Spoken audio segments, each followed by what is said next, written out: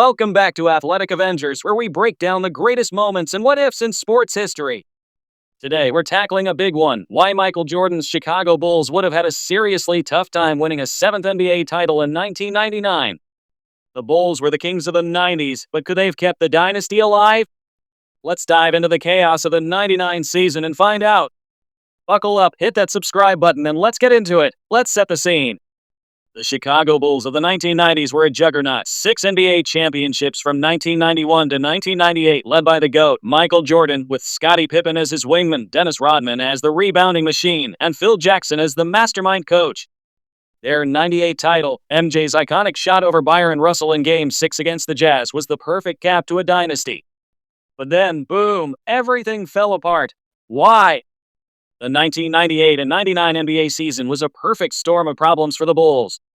First off, the season was delayed and shortened to just 50 games because of a lockout. That meant a condensed, grueling schedule with barely any prep time. But the real damage: the Bulls' roster and leadership got absolutely gutted. Let's talk about the roster carnage. After the 98 finals, Michael Jordan retired again. He was 35, coming off an MVP caliber season, but he'd been hinting at stepping away if the team broke up. And break up it did. Scottie Pippen, the ultimate sidekick and a top-tier defender, was traded to the Houston Rockets in a sign-and-trade deal. Dennis Rodman, the rebounding and defensive beast, signed with the Lakers. Steve Kerr, the clutch sharpshooter, gone to San Antonio. Luke Longley, the starting center, traded to Phoenix. Even role players like Judd Buechler and Bill Wennington were out the door. The 1999 Bulls were left with guys like Tony Kukoc, who was talented but not a leader like MJ or Pippen, and a bunch of new faces like Brent Barry and Randy Brown. The result? A team that went 13-37 in the lockout season, one of the worst records in the league.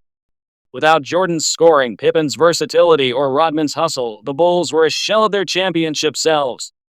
Even if MJ stayed, could he have carried that roster to a title? That's a tall order, even for his airness. Now let's talk about the 1999 season itself. The NBA lockout meant no basketball until February 99, and teams had to cram 50 games into about 90 days. That's 3 or 4 games a week with back-to-backs galore. For a veteran team like the Bulls, this was brutal. Jordan was 35, Pippen was 33, and Rodman was 37. Those guys weren't spring chickens anymore. The lockout gave teams almost no training camp to gel, and the Bulls, with a new coach and a patchwork roster, would have struggled to find their rhythm. The triangle offense, which relied on precision and chemistry, takes time to master. In 99, time was the one thing nobody had. Younger, hungrier teams adapted better to the chaos, while the Bulls, even with MJ, would have been playing catch-up. Even if the Bulls kept their core, the competition in 99 was no joke. The San Antonio Spurs won the championship that year, led by a young Tim Duncan and the Admiral David Robinson. They went 37-13 in the lockout season with a defense that suffocated opponents. Their front court would have been a nightmare for the Bulls, especially without Rodman to battle Duncan or Robinson on the boards. Then you had the Utah Jazz, still powered by Karl Malone and John Stockton, who were desperate for a ring after losing to the Bulls in 97 and 98. Don't sleep on the Lakers either. Shaquille O'Neal was a dominant force, and a young Kobe Bryant was emerging as a star. The Portland Trail Blazers, with guys like Rasheed Wallace and Arvydas Sabonis, were also deep and dangerous. These teams were younger, fresher, and built for the future, while the Bulls were on the tail end of their dynasty. MJ's killer instinct could only take them so far against that kind of firepower. Let's get real about Michael Jordan's physical state in 99. The guy was a freak of nature, no doubt, still dropping 28 points a game in 98 at age 35. But he'd played 82 games plus deep playoff runs for years, not to mention the mental toll of carrying a franchise. The lockout season's relentless pace would have tested his endurance like never before.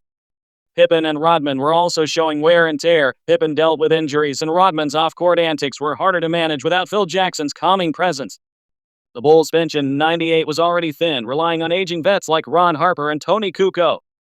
In 99, with even less depth, fatigue would have hit hard. Could MJ have willed them through another playoff gauntlet?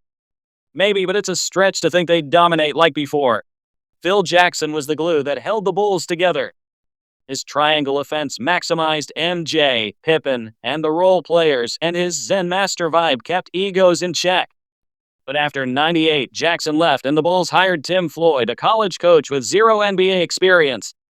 No offense to Floyd, but replacing Phil Jackson is like trying to replace MJ himself. Floyd struggled to connect with the players, and the '99 Bulls looked lost without Jackson's system and leadership. Even if Jordan stayed, the lack of coaching, continuity, and team chemistry would have been a massive hurdle.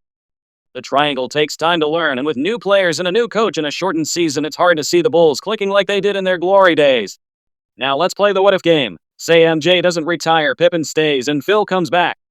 Could they have pulled it off? It's possible. Jordan's competitiveness was unmatched, and he thrived under pressure. But the odds were stacked against them. The Spurs were a matchup nightmare, the lockout schedule was brutal, and the Bulls' supporting cast was either gone or aging.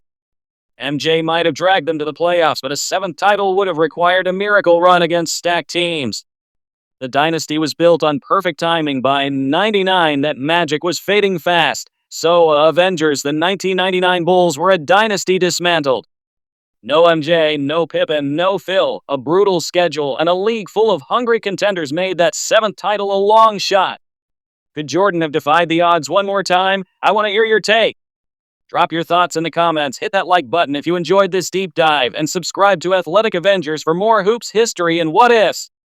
Don't forget to ring that bell so you never miss a video. Until next time, stay legendary, Avengers!